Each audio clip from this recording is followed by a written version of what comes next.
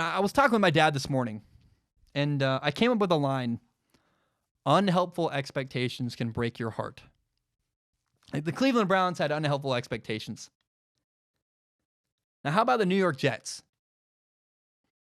A couple weeks ago, about a month ago now, when Sam Darnold, the Jets starting quarterback, had, everyone found out he had mono. The expectations for the Jets just fell like the sky was, just rapidly declined, went away. The minute it happened, all the expectations for the New York Jets just totally went away. And I think that's been a really good thing for Sam Darnold. And it's a really, really been a good thing. I think he's free. He's kind of liberated. And he's pissed off with something to prove. I watched Sam Darnold on Sunday against the Cowboys. The dude looked fantastic. I mean, people, I thought, my thought when I watched that was like, finally. I've been waiting for Sam Darnold to look like that since the first minute he stepped into the NFL. I have. And, people forget how talented he is. He's got a great arm. He moves really well. And I really think it's possible that the whole situation with mono has been good for Sam Darnold, made him a better quarterback. And I think the truth is also that week 1 to 6, whether he was playing or not, Sam Darnold is going to make a lot of progress and get better. But if you don't see me for a month, and at the beginning of the month when you see me, I have a clean-shaven face, I have no beard. And at the end of the month when you see me, I have this giant beard, you go, man, what the heck? What happened? You're like, shocked. The contrast is stark and shocking. We saw a big jump from Sam Darnold, in my opinion. I think when he was out, he was studying the playbook, getting to know things a lot better. What he would have done either way, whether he was playing or not. Sam Darnold grew a metaphorical football beard. That's a funny line, but I really think that the difference from Sam is stark and a big deal. You also got to remember that week 1, Sam Darnold played against the Buffalo Bills, who have a really good defense, who gave Tom Brady fits. I actually have a lot of hope for Sam Darnold and the Jets. I do. I think Adam Gase, their new head coach, and him are a good pair.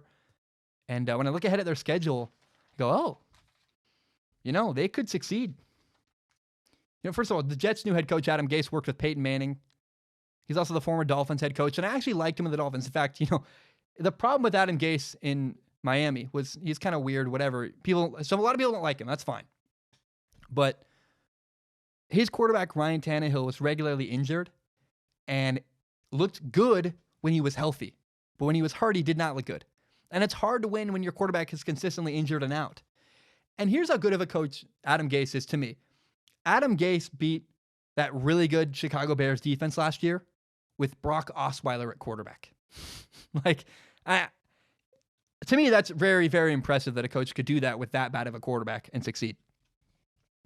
So the Jets play the Patriots next week. I think they could win. I know that it's the Jets and the Patriots, and traditionally the Patriots heavily destroy the Jets. But I think the Jets are a really good matchup for the Patriots. The Jets they play good defense. They run the ball well. I think their defense could stifle Tom Brady a little bit. He's been kind of struggling and been uneven this year. Now, the Patriots have an incredible defense too, but watch the Jets and Patriots. If nothing else, I am hopeful it's going to be a good game. I don't know if it is. It's still Tom Brady. It's still the Patriots. But it's possible the Jets surprise people next week. But after the Patriots, listen to this. The schedule really opens up for the Jets. Here's who they play. They'll play the Jaguars, the Dolphins, the Giants, the Redskins, the Raiders, the Bengals, the Dolphins again, then finish with the Ravens, the Steelers, and the Bills. Man, that's a lot of winnable games right there. A lot. The Bengals, the Redskins, the Jaguars, the Giants, the Raiders. Those are all games you can win. The Jets could finish 8-8. When I look at their schedule, I go, honestly, they could finish 8-8, maybe 9-7. And I honestly think that it's better for the Jets if they miss the playoffs. 8-8 is better for the Jets than 9-7. They're a good team now. I do. I really like what the Jets are doing. I think they're going to surprise a lot of people when they have Sam Darnold now. They just beat the crap out of the Cowboys. And if the Jets get like the 15th overall pick and can add one more really good piece to their roster, then man, the Jets franchise would be in really good shape. I like what Sam Darnold's doing.